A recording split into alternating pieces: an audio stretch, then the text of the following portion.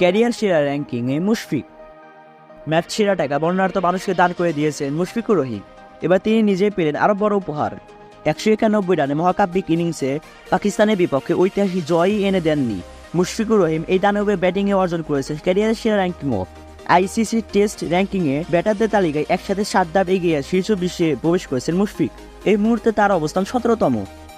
আইসিসির সর্বশেষ হালনাগাদকৃত র্যাঙ্কিংয়ে এই তথ্য জানানো হয়েছে। মুশফিকের জন্য এটি ক্যারিয়ারের সেরা অবস্থান, যেখানে তার রেটিং পয়েন্ট ক্যারিয়ার সেরা 684।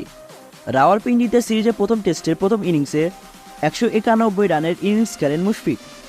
তার ব্যাটিংয়ে ভর করে 117 রানের লিড পায় বাংলাদেশ, যা 10 উইকেটের ঐতিহাসিক, রাজস্বিক ও দাপুটে জয় অর্জন রেখেছে বিরাট ভূমিকা। ম্যাচ শেষে মুশফিক পান ম্যান অব দ্য ম্যাচের পুরস্কার। সেই পুরস্কারের পুরো টাকা বর্ণাঢ্যদের দান করে দিয়েছিলেন তিনি।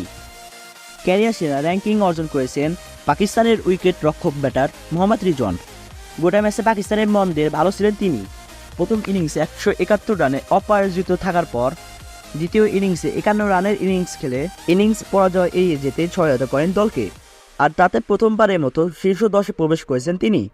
অস্ট্রেলিয়ার উসমান খাজার সাথে যৌথভাবে 10ম স্থানে অবস্থান করছেন রিজওয়ান।